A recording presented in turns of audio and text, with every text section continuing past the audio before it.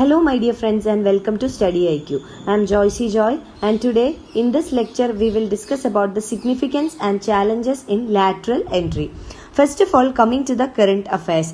The central government has recently appointed 9 non-governmental professionals selected by the Union Public Service Commission, that is the UPSC, under the lateral entry scheme. So, in this context, we will understand what is the significance and what are the challenges in lateral entry scheme introduced by the central government. Now, let us briefly understand about what is the lateral entry scheme. A few months back, the DOPT, Department of Personnel and Training, had issued a notification inviting lateral entry at Joint Secretary level post. So this government notification had invited outstanding individuals from the private sector to join the government service at the level of Joint Secretary at the center. So this Joint Secretary level itself means that at higher post. And the DOPT, that is Department of Personnel and Training, had invited applications for 10 senior level positions. It includes the Departments of Economic Affairs, Department of Revenue, Department of Commerce, Department of Highways, etc. So initially this intake will be made in 10 departments and it will expand to other categories also in the second phase. Now certain specifications were also provided in the notification. Some eligibility conditions like minimum 15 years of experience. Again, the recruitment will be made on a contract basis for 3 to 5 years. And minimum age should be 40 years, minimum qualification should be graduation, etc. So these were all some of the eligibility conditions provided in the notifications. So this is briefly about the lateral entry scheme. Now we will move on to the significance and the challenges in the lateral entry scheme. Before that, this is our channel StudyIQ and we are providing pen drive courses for various competitive examinations including SSC and bank courses, UPSC optionals, SSC JE courses, teaching examination, railway examination, defense examination, RBI grade B, NABARD grade A, UGC NET, UPSC Civil Services Examination, CLAT exams for various state PSCs and also for various professional courses. You can visit our website www.studyiq.com for more details or you can call to any of these numbers for more information. Now let us understand what is the significance of introducing this lateral entry scheme by the government. Now the first reason is that we are living in an era of globalization, liberalization and privatization.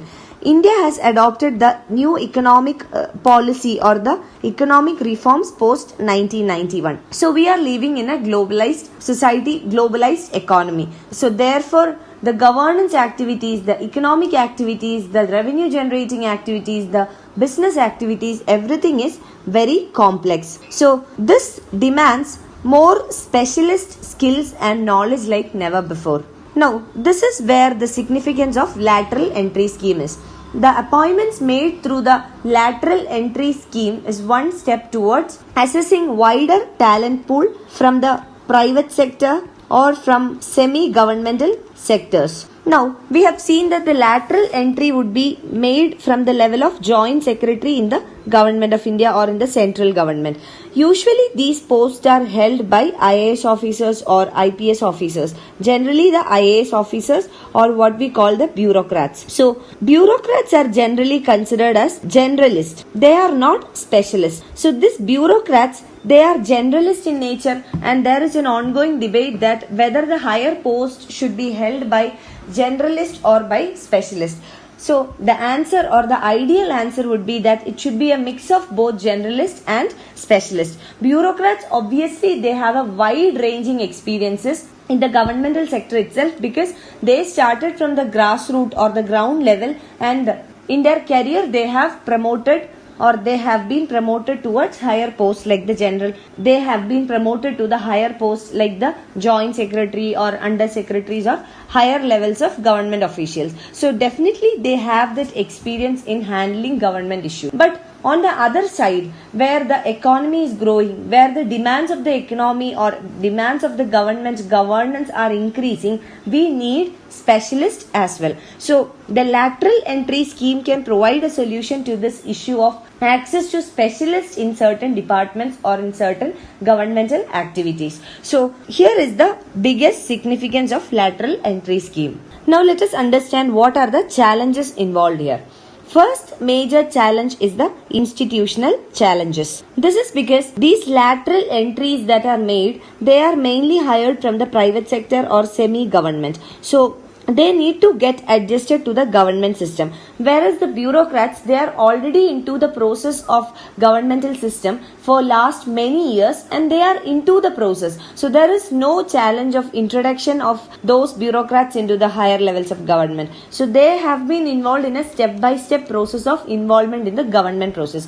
But on the other hand, those who have made their entry into the joint secretary level through lateral entry, there are various institutional challenges. First challenge would be the quality of the people hired. Now, if you look at the procedure of making a lateral entry, first of all, a shortlisting would be made by the government or by the UPSC, the government's agency, and this shortlisting will be made on the basis of their educational qualification. And after the shortlisting has been made, the shortlisted candidates would be invited for an interview conducted by the Union Public Service Commission or by the UPSC. So these are the only two steps involved. So first criteria would be their educational qualification. Second one would be a UPSC interview. So here is the biggest challenge, that whether these criteria would be enough in order to induce external experts into the government sector or into the administration of the country. Now, the second challenge would be that we are uncertain about how well the government can make use of the expertise of the lateral entrants.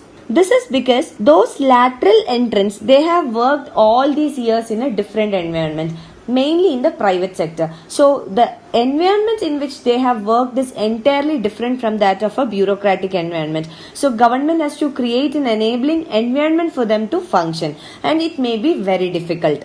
This is because the enabling environment would require cooperation from the bureaucracy, and these lateral entrants would have to work together with the bureaucracy. But there can be conflict of interest between the bureaucracy and the lateral entrants, because the bureaucratic people or the bureaucracy, they are already into the government service and they are considered as generalists. Again, the lateral entrants, they are into the service on a contract basis for a fixed period of year and they are considered as specialists. So there can definitely be a generalist specialist conflict of interest, and this will harm the coordination or the cooperation between the bureaucrats and the lateral entrants. So until the government makes sure that there is an enabling environment for the lateral entrants to work and to perform their best in the governmental sector, it would be very difficult for harnessing their expertise for governmental activities or for governance. So the performance of the lateral entrants will highly depend upon how far the government can leverage the lateral entrants' experience, and this will depend upon how well the government can facilitate the functioning of the external experts or the lateral entrants. Now, what is the way ahead for the government, or what else the government can do?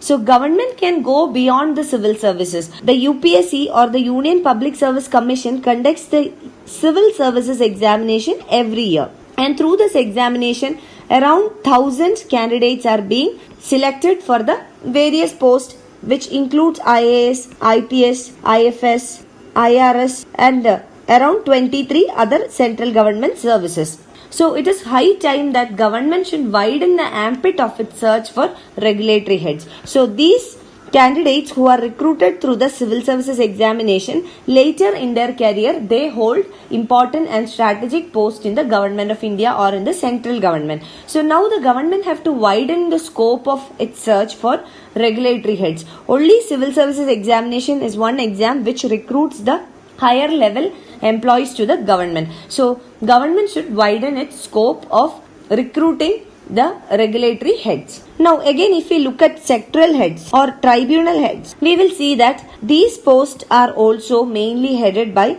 retired bureaucrats or public sector company chiefs. So government should consider talent outside the ambit of civil services or retired bureaucrats or PSC chiefs. Government should try to involve the talent of Indian private sector and Indian diaspora in the government services or in the tribunals or in various sectors. So this can improve the quality of the policy making or policy decision making. You can find the PDF of this lecture on my Facebook page, and for any queries regarding your preparations, you can get in touch with me on my Facebook page, or you can email me at joycey.studyiq@gmail.com.